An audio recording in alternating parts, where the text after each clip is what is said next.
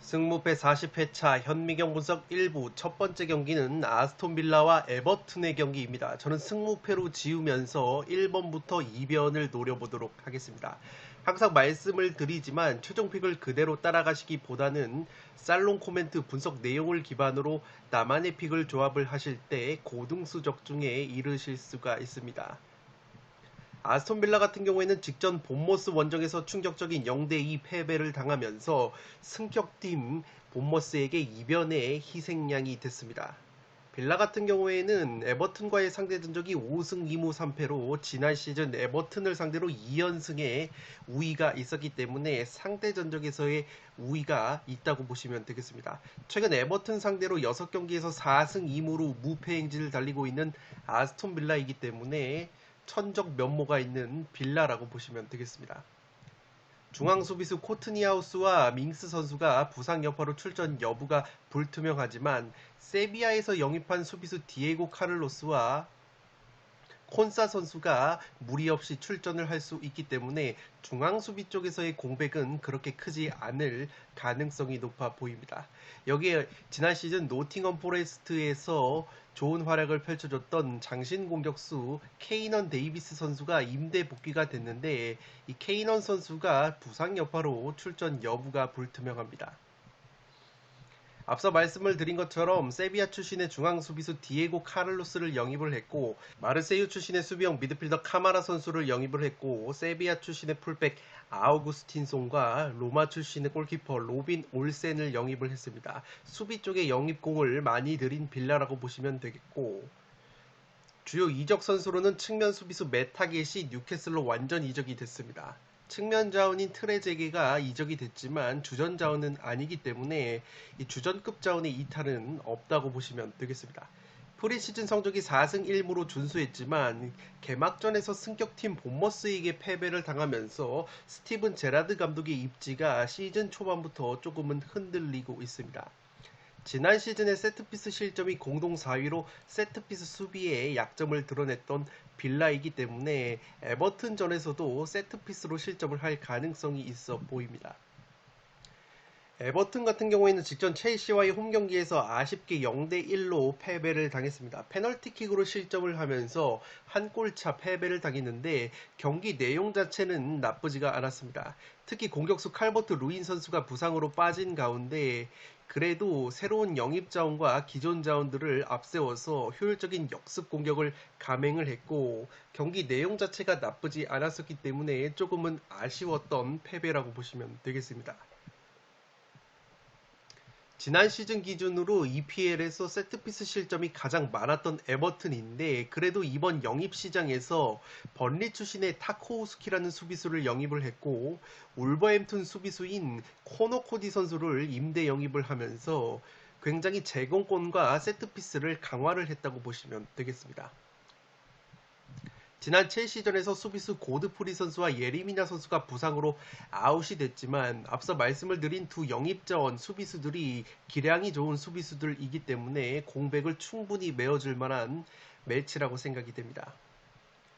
다만 우려스러운 것은 지난 시즌 프리미어리그 원정 경기 최소 승점 팀이 에버튼이었기 때문에 충분히 원정고자 면모가 또다시 나올 수 있는 에버튼이라고 보시면 되겠습니다. 그래도 백업 공격수 론돈 선수가 징계에서 돌아왔고 프랑스 리강 출신의 수비형 미드필더 아마두 오나나 선수를 영입을 하면서 3선을 보강을 했습니다. 살롱 코멘트로 정리를 해드리면 개인적으로는 에버튼에게도 충분히 기회가 있는 경기라고 생각이 됩니다. 먼저 개막전에서 아스톤빌라가 승격팀 본머스에게 패배를 당했는데 이 세트피스 과정에서만 두 골을 실점을 하면서 지난 시즌에 이어서 빌라가 또다시 세트피스 수비에 약점을 노출을 했습니다. 지난 시즌 기준으로 아스톤빌라가 세트피스 실점이 프리미어리그에서 13골로 네 번째로 많은 팀이었는데 반면에 제가 말씀을 드렸듯이 에버튼 같은 경우에는 오히려 빌라보다도 세트피스에서 실점이 많았습니다. 그럼에도 불구하고 제가 에버튼이 세트피스로 득점할 가능성이 높다고 한 것은 영입시장에서 번리 출신의 수비수 타코스키를 영입을 했고 올버햄튼에서 코너 코디라는 수비수를 영입을 했는데 이 두 선수가 세트피스 상황에서의 제공권이 상당히 좋다고 보시면 되겠습니다. 또한 지난 첼시전에서 고드프리 선수의 부상 대신에 들어왔던 홀게이트라는 수비수가 세트피스에서 첼시의 코너킥 공중볼을 계속해서 따내는 제공권을 보여줬기 때문에 이 세 선수가 3백으로 나선다면 충분히 아스톤 빌라를 제공권에서 우위를 점할 수 있는 경기가 되지 않을까 생각을 하고 있습니다. 따라서 에버튼이 지난 시즌보다 확실히 세트피스 수비력이 있어서 강화가 될 여지가 있고 오히려 세트피스 공격력은 타코우스키 선수의 헤딩 능력이 상당히 뛰어나기 때문에 득점을 기대해 봄직한 매치라고 생각이 됩니다. 비록 한 경기 데이터이지만 세트피스 상황에서의 기대 득점이 에버튼이 맨유 다음으로 높았던 개막전 데이터가 있기 때문에 아스톤 빌라가 본머스에게 세트피스로만 2골을 실점을 했다는 부분에서 충분히 에버튼도 세트피스로 득점을 할 가능성이 있어 보입니다. 지금 보시는 장면은 첼시전에서 에버튼이 코너킥 상황에서 수비수 타코우스키 선수의 헤딩이 맨디 골키퍼에게 아쉽게 막히는 장면인데 상당히 위협적인 헤딩 슈팅을 했기 때문에 이러한 장면을 아스톤 빌라를 상대로도 충분히 연출할 수 있지 않을까 생각을 하고 있습니다. 또한 세트피스가 아니라 오픈플레이 상황에서는 아스톤 빌라의 제라드 감독이 양쪽 측면 수비수를 상당히 높게 공격에 가담을 시키고 빌라가 전체적인 압박 라인이 상당히 높기 때문에 측면과 수비 뒷공간을 노출하는 약점이 있습니다. 에버튼의 경우에는 개막전 첼시전에서 골 결정력에 아쉬움은 있었지만 최전방의 앤서니 고든이나 그레이, 이워비, 맥닐 같은 빠른 자원들을 앞세워서 측면 역습이 상당히 날카로웠다고 보시면 되겠습니다.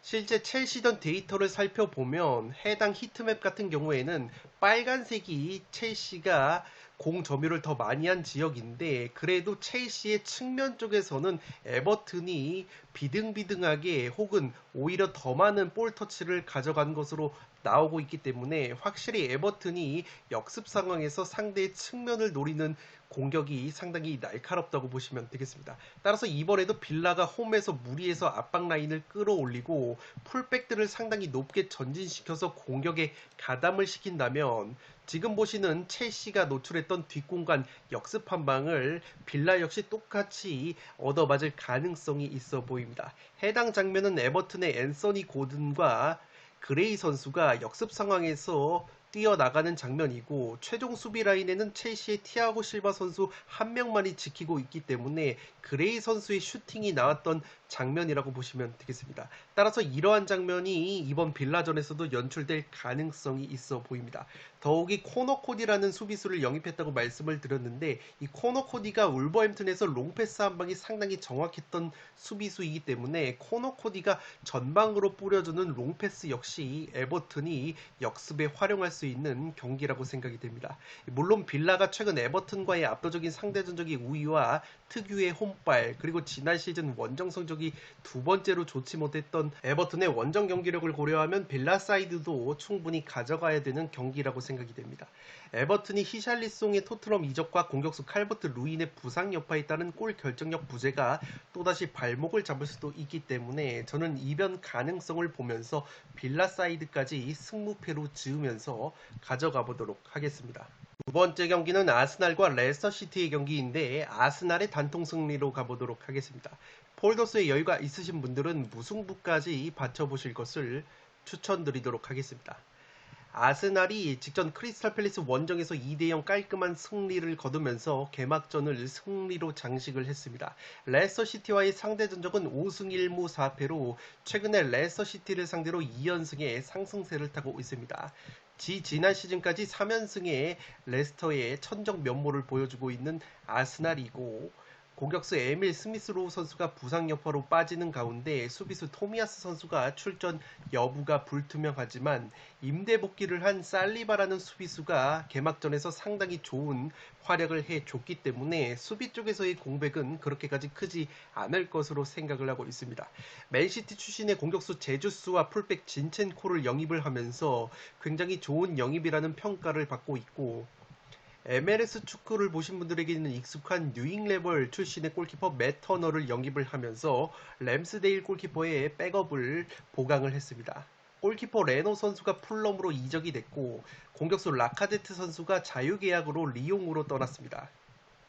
임대를 떠났었던 귀행두지와 마브로파노스는 각각 마르세유와 슈투트로 완전 이적이 됐습니다. 지난 시즌 기준으로 세트피스 득점이 세 번째로 많았던 아스날이기 때문에 세트피스 실점이 지난 시즌 기준으로 에버튼과 가장 많았던 레스터를 상대로 세트피스로 재미를 볼 가능성이 높아 보입니다. 레스터 같은 경우에는 개막전에서 브렌트포드와의 홈경기에서 2대2 무승부에 그치면서 또다시 수비 불안을 노출을 했습니다.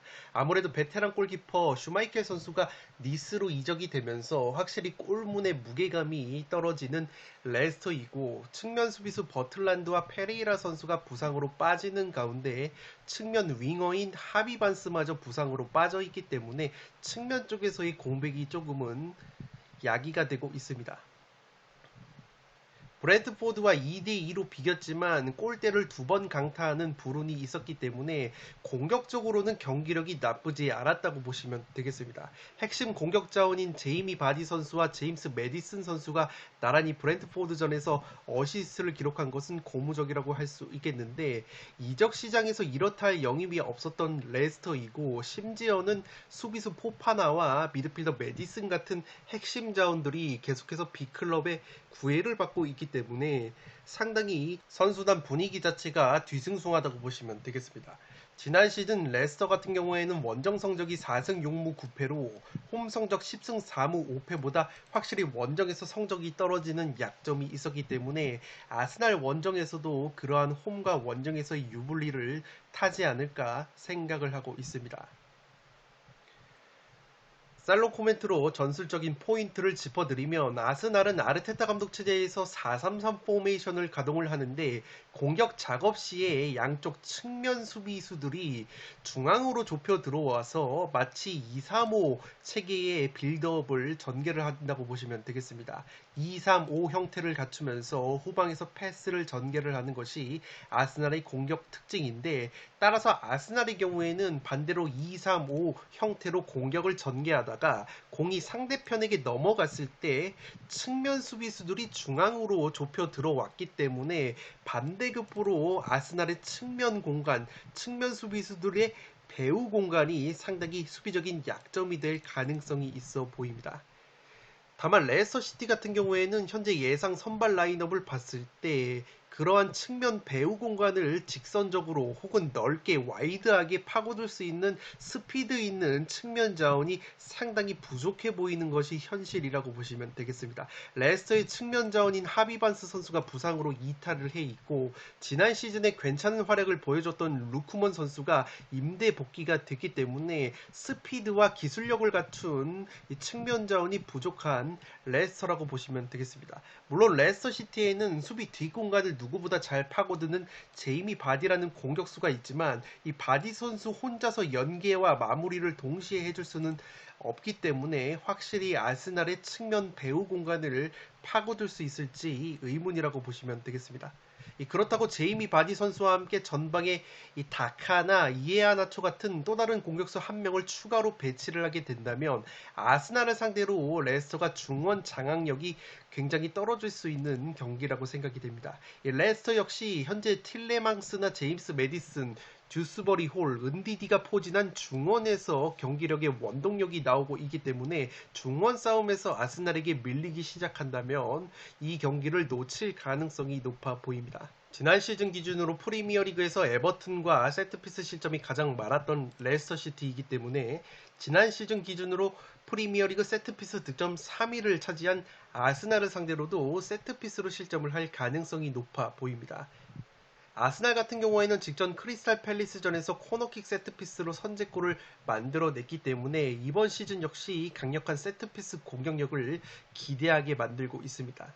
확실히 베테랑 골키퍼 슈마이킬이 이적을 한 이후에 골문이 조금은 헐거워진 레스터시티이고, 레스터시티의 젊은 수비수 포파나가 지속적으로 첼시의 영입 타깃이 되고 있는 만큼 전체적으로 수비 쪽에서의 분위기가 뒤숭숭하다고 보시면 되겠습니다. 그에 반해서 아스날은 적재적소의 제주스 진첸고 같은 영입자원들이 제 몫을 톡톡히 해주고 있고, 임대에서 돌아온 살리바라는 수비수까지 좋은 수비력을 보여주고 있기 때문에 최근에 레스터를 상대로 3연승의 상대 전적에 우위까지 있는 만큼 충분히 아스날이 홈에서 기세를 이어갈 만한 매치라고 생각이 됩니다. 다만 과거 동일 배당에서 현재 아스날과 레스터시티 배당이 1.38, 4.10, 6.00인데 무승부 4.10 배당이 두 차례가 나온 바 있기 때문에 배당을 중시하는 분들은 이변 결과로 무승부까지 추천을 드리도록 하겠습니다. 이번 경기는 아스날의 단통 승리로 가는데 폴더스의 여유가 있으신 분들은 무승부까지 추천을 드리도록 하겠습니다. 3번 경기는 브라이튼과 뉴캐슬의 경기인데 무패 투폴로 가보도록 하겠습니다. 브라이튼이 맨유 원정에서 2대1 승리를 거두면서 깔끔한 개막전 승리를 장식을 했습니다. 뉴캐슬과의 상대 전적은 4승 5무 1패로 우위에 있는데 지난 시즌에는 1무 1패로 조금은 열세에 처한 부분이 있습니다. 주전급 부상 자원이 없기 때문에 전력 누수가 없는 브라이튼인데 지난 시즌 기준으로도 홈에서 5승 7무 7패, 원정에서 7승 8무 4패로 이 포터 감독 부임 이후에도 브라이튼이 홈구장인 아멕스 스타디움에서는 이상하게 성적과 경기력이 떨어지는 약점이 있습니다. 미드필더 파스칼 그로스 선수가 맨유전에서 2골로 맹활약을 했고 최근 3시즌간 홈 성적이 승률이 25%가 되지 않는 승률이기 때문에 확실히 홈에서 무승부나 패배로 부러지는 패턴이 많은 것이 브라이튼이라고 보시면 되겠습니다. 다만 그래도 뉴캐슬을 상대로는 홈에서 최근에 모든 대회 5경기 무패를 달리고 있는 좋은 흐름이 있습니다. 뉴캐슬 같은 경우에도 노팅엄과의 홈경기에서 2대0 완승을 거두면서 산뜻한 출발을 했다고 보시면 되겠습니다. 미드필더 쉘비 선수가 부상으로 빠져 있고 이외에 페데리코 페르난데스 같은 백업 수비 자원들의 부상이 있지만 이 주전급 부상 자원은 쉘비 선수를 제외하면 없기 때문에 뉴캐슬 역시 전력 누수는 그렇게까지 심하지 않을 것으로 생각을 합니다. 번리 출신의 골키퍼 닉 포프를 영입을 했고 빌라 출신의 풀백 타겟 선수를 완전 영입을 했습니다. 프랑스 리강 릴 출신의 수비수 보트만까지 영입을 하면서 수비 쪽에 영입 공을 많이 들인 뉴캐슬이라고 보시면 되겠습니다. 뉴캐슬의 수비수 파비안 셰어 선수가 지난 시즌 브라이튼을 상대로 세트피스로 득점을 만들어냈는데 이번 시즌 개막전인 노팅엄 포레스트전에서도 호쾌한 중거리 슛으로 골을 터뜨렸기 때문에 파비안 셰어 선수가 충분히 세트피스나 오픈플레이 상황에서 의외의 한방을 보여줄 수도 있지 않을까 생각을 하고 있습니다. 공격 원투펀치인 칼럼 윌슨과 조엘링턴 선수가 각각 노팅엄전에서 1골 1어시를 기록을 한 것도 고무적이라고 할 수 있겠습니다. 다만 지난 시즌 기준으로 홈 성적이 8승 6무 5패, 원정에서 5승 4무 10패로 확실히 원정에서는 성적이 조금 떨어지는 뉴캐슬이라고 보시면 되겠습니다. 살롱 코멘트로 정리를 해드리면 양팀 모두 압박 라인 자체가 높고 적극적인 경기 운영을 하는 두 감독의 스타일이라고 보시면 되겠습니다. 또한 경기력 자체가 굉장히 좋다는 점에서 상당히 팽팽한 매치가 될 것으로 생각을 합니다. 다만 지난 시즌 맞대결을 복기를 하면 뉴캐슬이 홈이었음에도 불구하고 브라이튼이 점유율을 68%가량 가져가면서 경기 자체는 브라이튼이 주도를 했다고 보시면 되겠습니다. 다만 뉴캐슬 같은 경우에는 점유율은 낮았지만 지금 보시는 장면처럼 브라이튼의 광활한 수비 뒷공간을 빠른 역습 한 방으로 허물면서 득점을 만들어냈다고 보시면 되겠습니다. 따라서 브라이튼이 이번에도 무리해서 점유율을 끌어올리면서 압박 라인 자체를 높게 가져가게 된다면 뉴캐슬의 효율적인 선수비 후 역습 한 방에 뒷공간을 얻어맞을 가능성이 있어 보입니다.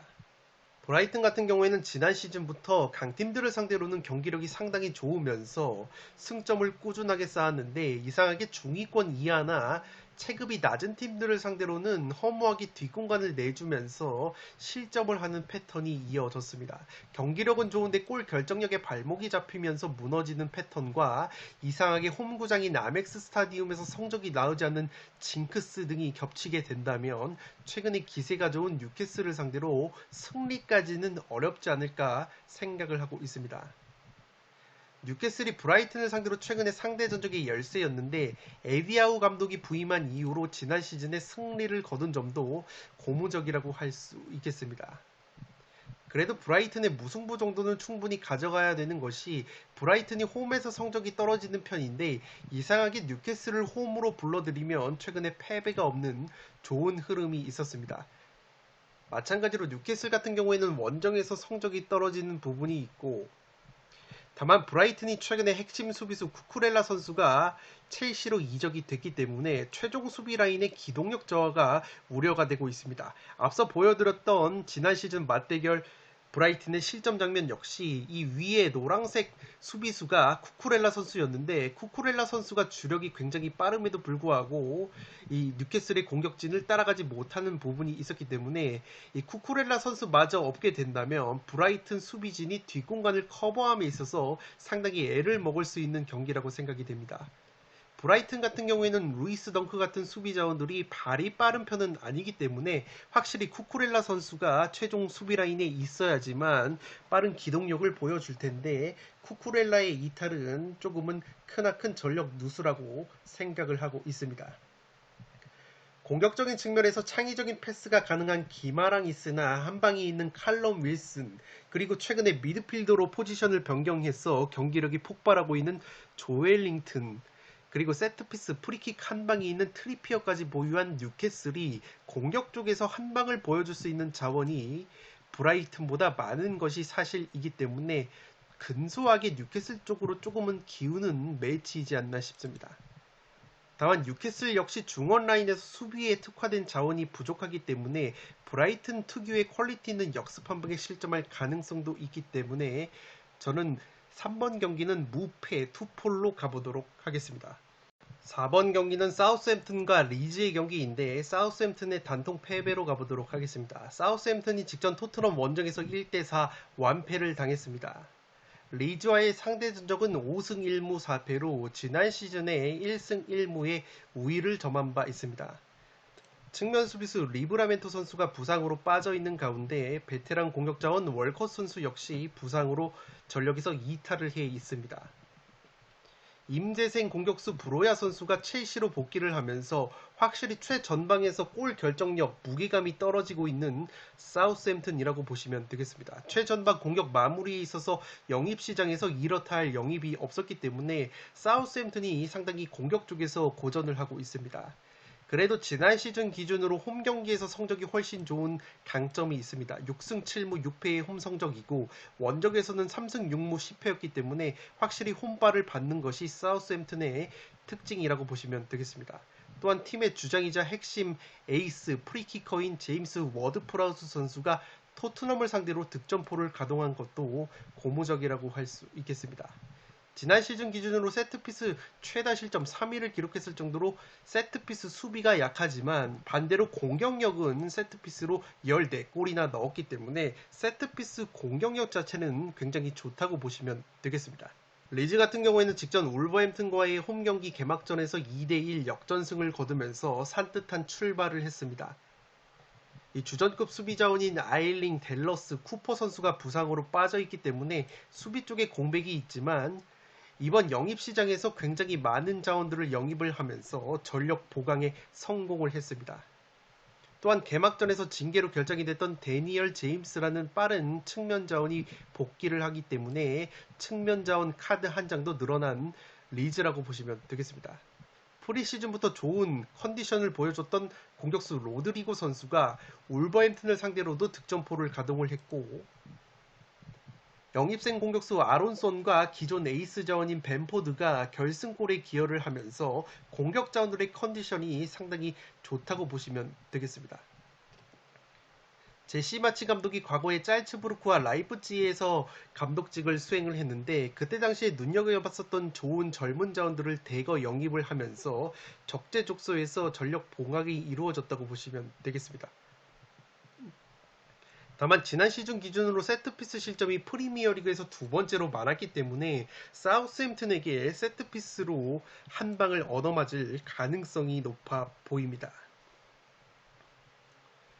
살롱 코멘트로 정리를 해드리면 이 경기는 측면이 격전지가 될 것으로 보입니다. 지난 울버햄튼전에서 리즈가 압박 라인이 높다 보니까 수비 상황에서 역습과 측면 수비가 허술한 부분이 있었습니다.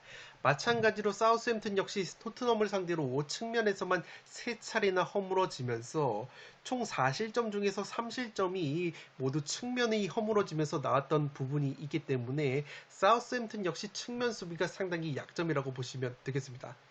다만 측면 공격력 측면에서는 리즈의 경우에는 최전방의 벤포드와 로드리고 측면에 아론손, 해리슨, 데니얼 제임스 같은 한방과 스피드가 있는 자원들이 많은데 사우스햄튼 같은 경우에는 현재로서는 믿을만한 최전방 공격 자원이나 측면 공격 자원이 딱히 없다고 보시면 되겠습니다. 그렇다고 리즈보다 빠른 스피드와 개인기를 보유한 전형적인 측면 윙어나 풀백이 있는 것도 아닌 사우스햄튼이기 때문에 공격적인 측면에서 리즈가 한 수 위가 되지 않을까 생각을 하고 있습니다.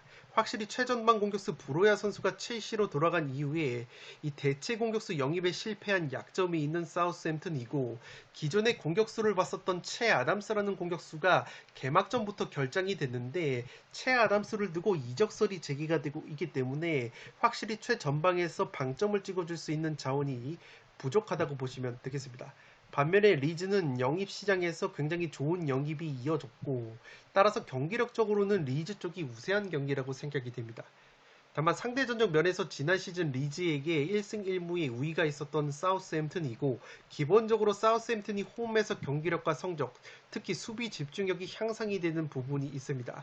지난 시즌 기준으로 리즈가 세트피스 실점이 두 번째로 많은 팀이었고 최근에 수비 자원인 쿠퍼, 아일링, 델러스가 부상으로 빠져있는 리즈이기 때문에 기본적으로 제임스 워드 프라우스 선수의 날카로운 킥을 활용한 세트피스 공격에 강점이 있는 사우스햄튼 역시 특유의 홈발과 세트피스에서의 한 방을 앞세운다면 리즈를 상당히 곤욕스럽게 만들 수 있는 경기라고 생각을 합니다.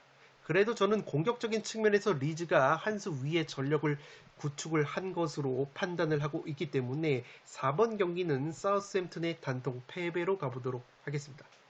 5번 경기는 울버햄튼과 풀럼의 경기인데 울버햄튼의 단통 패배로 가보도록 하겠습니다. 폴더스의 여유가 있으신 분들은 울버햄튼의 승리까지 추천을 드리도록 하겠습니다. 울버햄튼이 직전 리즈 원정에서 1대2로 역전패를 당했습니다. 주전 공격수 히메네즈가 부상으로 빠져 있는데 그래도 발렌시아의 에이스 공격 자원인 곤살루 게데스를 영입을 했기 때문에 상당히 꿀 영입이 될 것이라는 평가가 있습니다. 최근에 풀럼을 상대로 3연승의 상승세이고 10경기 기준으로 풀럼을 상대로 7승 2무 1패의 압도적인 상대전적 우위가 있습니다. 최근에 풀럼을 상대로 3연승 중인데 모두 1대0 승리를 거뒀다고 보시면 되겠습니다. 임대 복귀를 한 아다마 트라오레와 측면 수비수 세메두가 부상으로 빠져있기 때문에 측면 공격력이 조금은 약화가 될 것으로 보입니다.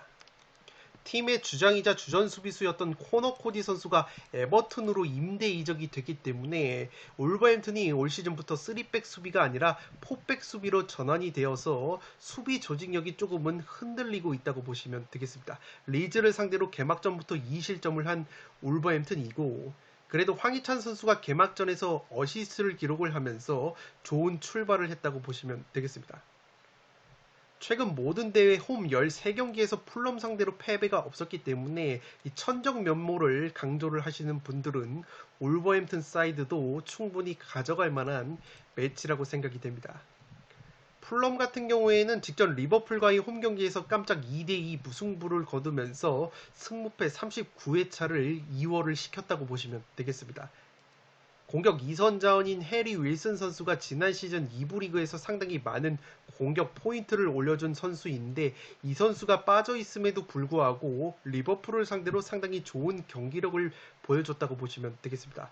풀럼의 에이스 공격수 미트로비치가 리버풀을 상대로 무려 2골이나 넣으면서 맹활약을 했고 강호 리버풀을 상대로 위력적인 전박 압박을 수행을 하면서 풀럼이 좋은 경기력을 보여줬다고 생각을 하시면 되겠습니다. 이번에 영입이 된 두 미드필더 팔리냐와 안드레아스 페레이라가 리버풀의 중원을 상대로도 굉장히 좋은 활약을 보여줬기 때문에 풀럼이 이번에도 중원에서의 영입생 자원들의 활약이 기대가 되고 있습니다. 살롱 코멘트로 정리를 해드리면 직전 개막전에서 리즈의 전방 압박에 고전했던 울버햄튼이라고 보시면 되겠습니다. 코너 코디 선수의 이적으로 인해서 후방에서 한 번의 롱패스로 때려주는 롱볼 줄기가 하나 사라진 울버햄튼이라고 보시면 되겠습니다. 그렇기 때문에 삼선 미드필더인 울버햄튼의 네베스 선수가 롱패스를 활용한 주요 빌드업이 좋은 선수인데 이 네베스가 탈압박과 스피드가 뛰어난 선수가 아니기 때문에 풀럼이 지난 리버풀전에서 보여줬던 중원 압박을 울버햄튼 상대로 보여준다면 만약에 이 네베스 선수를 집중 견제를 하게 될 경우에는 울버햄튼이 강점인 롱패스를 활용한 효율적인 역습에 제동이 걸릴 가능성이 있어 보입니다. 풀럼의 경우에는 개막전에서 리버풀을 상대로도 굉장히 타이트한 전방 압박을 보여줬고 만약에 풀럼이 전방 압박을 통해서 중원에서 울버햄튼의 네베스를 효과적으로만 제어할 수 있다면 울버햄튼의 역습 위력이 반감될 가능성이 높아 보입니다. 다만 울버햄튼 역시 발렌시아에서 공격수 게데스를 영입을 했고 최전방에 게데스를 비롯해서 네투, 황희찬, 포덴스 같은 이 기술이 있고 한방이 있는 자원들이 있기 때문에 풀럼의 압박이 제대로 작동이 되지 않는다면 오히려 울버햄튼의 효율적인 역습 한방에 실점을 할 가능성도 있어 보입니다. 다만 풀럼의 경우 공격수 미트로비치 선수의 골 결정력이 리버풀을 상대로도 폭발한 부분이 있고 울버햄튼이 최근에 포백 전환에 따른 수비 조직력이 흔들리고 있다는 부분과 울버햄튼이 리즈를 상대로 측면 수비에 허점을 노출했던 부분이 있는데 반대로 풀럼 같은 경우에는 측면 공격력이 상당히 날카롭다는 부분에서 풀럼이 측면까지 공략을 할 수 있다면 풀럼이 개막전 상승세를 충분히 이어갈 수 있는 흐름이 나오지 않을까 싶습니다. 확실히 울버햄튼 같은 경우에는 게데스 선수가 합류를 했지만 바로 선발로 나설지 의문이고 주포 공격수 라울 히메네즈의 부상 여파로 인해서 확실히 최전방에서의 골 결정력 역시 조금은 떨어져 있기 때문에 풀럼의 이변을 조금은 노려볼 수 있는 매치이지 않나 싶습니다. 5번 경기는 울버햄튼의 단통 패배로 가면서 폴더스의 여유가 있으신 분들은 울버햄튼의 승리까지 추천을 드리도록 하겠습니다. 6번 경기는 스페인 라리가 경기인데 RC 셀타비고와 에스파뇰의 경기입니다. 저는 셀타비고의 단통 승리로 가보도록 하겠습니다. 폴더스의 여유가 있으신 분들은 무승부 정도까지 노려볼 수 있는 경기라고 생각이 되고 있습니다. 셀타비고가 프리시즌 성적이 2무 1패로 좋지 못한 흐름이 있었습니다. 직전 브라가와의 평가전에서도 1대2로 패배를 당했는데 그래도 지난 시즌에 홈에서 근소하게 성적이 좋았던 셀타비고이고 에스파뇰과의 상대 전적이 굉장히 팽팽하다고 보시면 되겠습니다. 2승 6무 2패로 굉장히 팽팽하고 지난 시즌 역시 1승 1패로 호각세를 다퉜기 때문에 이번에도 최대치로 무승부 정도까지 노려볼 수 있는 상대 전적의 흐름이지 않나 싶습니다. 산티 미나라는 공격수가 징계로 인해서 결장을 하는 것을 제외하면은 이렇다 할 전력 누수가 없을 것으로 생각이 됩니다.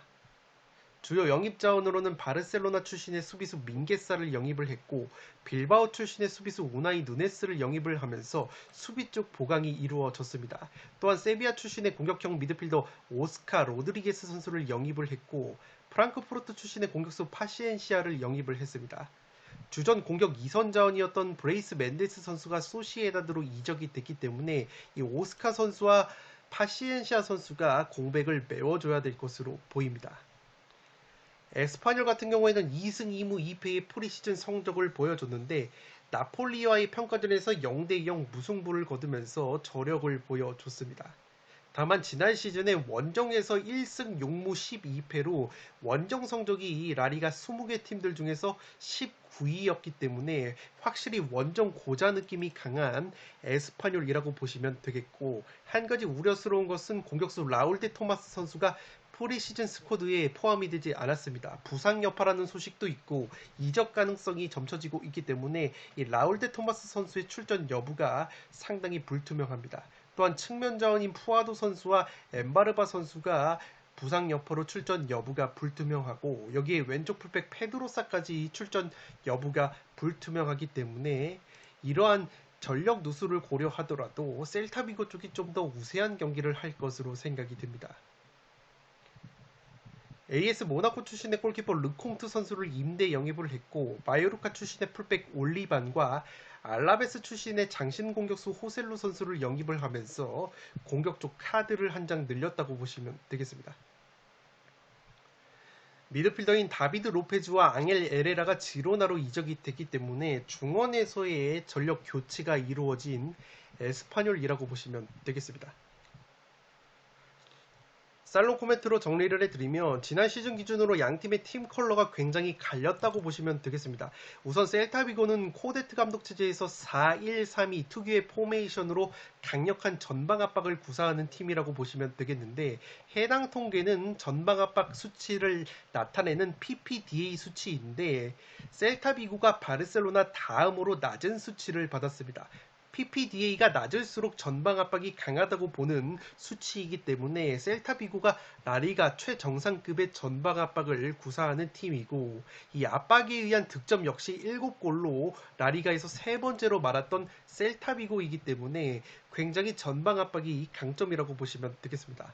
반면에 에스파뇰 같은 경우에는 감독이 교체가 됐지만 지난 시즌 기준으로 4-2-3-1 체제에서 압박보다는 양쪽 측면 공격을 활용하는 패턴이었다고 보시면 되겠고 최전방의 라울데 토마스 선수의 골 결정력이 강력한 무기였다고 보시면 되겠습니다. 여기에 플레이메이커 다르데 선수가 찔러주는 킬러 패스 한 방이 날카로웠던 에스파뇰인데 에스파뇰은 셀타비고와 정반대로 전방 압박 수치인 PPDA 수치가 라리가에서 14.3으로 가장 높았던 팀이기 때문에 셀타비고가 압박이 강한 것에 비해서 에스파뇰은 압박 강도가 상당히 떨어지는 팀이라고 보시면 되겠습니다. 다만 이 경기에서 에스파뇰이 주전급 측면 자원인 푸아도 엠바르바가 모두 출전 여부가 불투명하고 주전 풀백 페드로사마저 출전이 불투명하다는 소식이 있기 때문에 에스파뇰 특유의 측면 공격 위력이 떨어질 가능성이 있어 보입니다. 여기에서 지난 시즌 팀에서 가장 많은 골을 넣어줬던 라울데 토마스라는 공격수가 이적 가능성과 부상 여파로 출전 여부가 불투명하기 때문에 알라베스 출신의 공격수 호셀루가 영입이 됐지만 호셀루 선수가 과연 얼마만큼 라울데 토마스 선수의 공백을 메워줄 수 있을지 의문이라고 보시면 되겠습니다. 지난 시즌 기준으로 에스파뇰이 라리가 원정 성적 거의 꼴등을 기록을 했었던 팀이기 때문에 원정에서 얼마만큼의 경기력을 보여줄 수 있을지 의문이라고 보시면 되겠습니다. 다만 제가 최대치로 무승부를 추천을 드리는 이유는 에스파뇰의 플레이메이커 중에서 다르데라는 미드필더가 있는데 이 선수가 킬러 패스 한 방이 있는 선수라고 보시면 되겠습니다. 지난 시즌에 라리가에서 3골 9도움 9개의 어시스트를 기록했을 정도로 패스 한 방이 날카로운 선수이고 라울데 토마스가 나오지 못한다고 하더라도 알라베스에서 영입을 한 호셀루 역시 지난 시즌에 라리가에서 10골이 넘는 공격력을 보여준 공격 자원이기 때문에 이 두 선수의 한방과 더불어서 프리시즌에 셀타비고가 좋지 못했던 경기력까지 보여준 점을 고려를 한다면 최대치는 무승부라고 보여지기 때문에 6번 경기는 셀타비고의 단통 승리로 가면서 폴더스의 여유가 있으신 분들은 무승부까지 추천을 드리도록 하겠습니다. 1부 마지막 경기는 브렌트포드와 맨유의 경기인데 단통 무승부로 가면서 과감하게 2변을 노려보도록 하겠습니다. 폴더스의 여유가 있으신 분들은 그래도 맨유의 승리까지 안전하게 받쳐보실 것을 추천드리도록 하겠습니다. 브렌트포드가 직전 레스터 원정에서 2대2 무승부를 거두면서 저력을 보여줬습니다. 맨유와의 상대 전적이 1무 2패인데 지난 시즌에 2연패를 당했습니다. 홈에서 1대3, 원정에서 0대3으로 패배를 당했었기 때문에 맨유만 만나면 조금은 경기력이 떨어지는 약점이 있는 것이 브렌트포드라고 보시면 되겠습니다. 수비수 핀녹 선수와 아예르 선수가 빠져있기 때문에 수비 쪽에서의 공백이 있는 브렌트포드이고 측면 자원인 카노스가 부상으로 빠져있기 때문에 측면 카드 역시 한 장이 줄어들어 있는 브렌트포드라고 보시면 되겠습니다. 그래도 직전 레스터전에서 주포 공격수 아이반 토네이 선수가 득점포를 가동한 것은 고무적이라고 할 수 있겠고, 지난 시즌 기준으로 세트피스 득점이 프리미어리그에서 네 번째로 많았던 브렌트포드이기 때문에 이번 경기 역시 강력한 세트피스를 앞세울 것으로 생각이 됩니다.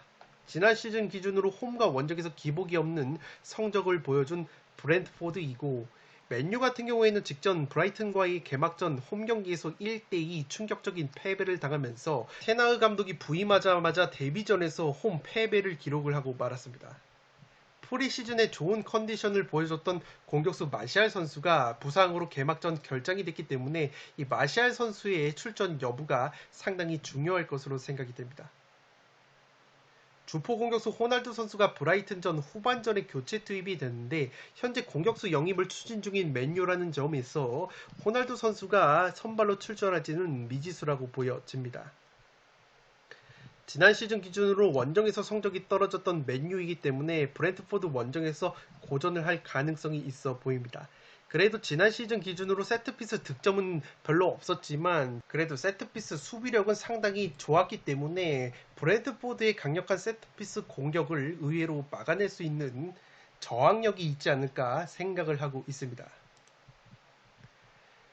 살롱 코멘트로 정리를 해드리면 맨유의 테나흐 감독이 중원 구성을 어떻게 하느냐가 관건으로 보여집니다. 지난 브라이튼과의 개막전에서 미드필더 맥토미니를 선발로 기용을 하면서 맥토미니로 하여금 전방 압박은 물론 공격 상황에서 포백 수비를 보호하는 것이 아니라 상대 박스까지 깊숙하게 공격을 가담하게 시켰던 테나흐 감독이라고 보시면 되겠습니다. 다만 맥토미니가 피지컬 자체는 괜찮지만 패스나 드리블 자체가 원체 투박한 자원이기 때문에 공격 전개 과정에서 공을 빼앗기는 장면이 상당히 많았고 오히려 그대로 브라이튼에게 뒷공간 역습을 허용하는 부작용을 낳았다고 보시면 되겠습니다. 따라서 이번에도 맨유가 브렌트포드를 상대로 이러한 전방 압박 전술을 들고 나온다면 브렌트포드 같은 경우에는 라야 골키퍼의 롱패스 한방 빌드업이 상당히 날카로운 팀이기 때문에 효율적인 롱패스를 활용한 역습으로 재미를 볼 만한 브렌트포드라고 보시면 되겠습니다.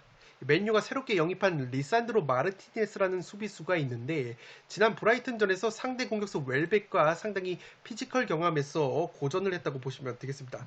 이 리산드로 마르티네스 선수가 신장과 덩치가 크지 않는 수비수이다 보니까 기본적으로 제공권이나 피지컬이 뛰어난 브렌트포드의 이 수비와 공격 자원들과의 경합 과정에서 이겨낼 수 있을지 조금은 의문이라고 보시면 되겠습니다. 더욱이 브렌트포드의 공격수 아이반 토네이 같은 경우에는 브라이튼의 웰백보다 골 결정력이 뛰어난 선수이기 때문에 직전 레스터전에서도 득점을 가동한 이 토네이 선수를 막아냄에 있어서 상당히 고전할 수 있는 맨유의 수비진이라고 보시면 되겠습니다. 다만 제가 맨유의 승리까지 추천을 드리는 이유는 지난 시즌 브렌트포드를 상대로 3대0, 3대1, 2연승을 거뒀던 맨유이고 기본적으로 브렌트포드가 세트피스 공격력이 강한 팀인데 맨유가 지난 시즌을 기준으로 세트피스 실점이 6골로 리버풀과 함께 최소 실점 공동 4위를 기록했을 정도로 맥과이어 선수를 축으로 한 세트피스 수비력과 제공권 자체가 나쁘지 않은 맨유라고 보시면 되겠습니다. 최근에 브렌트포드가 수비수 아이에르 핀록 같은 선수들이 부상으로 빠지면서 레스터전에서는 그렇게까지 위협적인 세트피스를 보여주지 못했고 특히 후반기에 브렌트포드에서 날카로운 킥으로 세트피스 위력을 더해줬던 에릭센 선수가 다름 아닌 맨유로 이적이 됐기 때문에 브렌트포드의 세트피스 공격력이 지난 시즌만큼은 안 나올 가능성이 있어 보입니다. 따라서 이변 가능성이 충분하지만 동시에 맨유의 승리까지 노릴 수 있는 매치라고 생각이 됩니다. 개인적으로 맨유 입장에서 맥과이어와 리산드로의 중앙 수비 조합 대신에 맥과이어나 바란 혹은 린델로프를 중앙 수비 조합으로 세우고 맥토미니 대신에 리산드로 마르티네스를 오히려 수비형 미드필더 자리로 끌어올린다면 이 리산드로 선수가 패스 능력은 상당히 좋은 자원이기 때문에 좋은 변화가 될 것으로 생각이 됩니다. 여기에 마시알 선수까지 깜짝 부상이 복귀가 된다면 충분히 브렌트포드 천적 면모를 보여줄 수 있는 맨유라고 보시면 되겠습니다. 7번 경기는 단통 무승부로 가면서 이변을 노려보도록 하겠는데 폴더스의 여유가 있으신 분들은 맨유의 승리까지 받쳐보실 것을 추천드리도록 하겠습니다.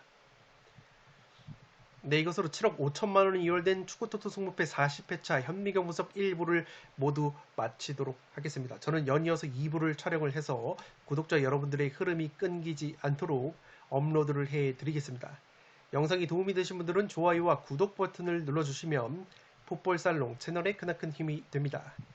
구독 버튼 옆에 종 모양의 알림 설정을 해주시면 그 누구보다 빠르게 양질의 축구 승무패 프로토 관련 분석 컨텐츠를 만나보실 수 있습니다. 지금까지 풋볼살롱이었습니다. 감사합니다.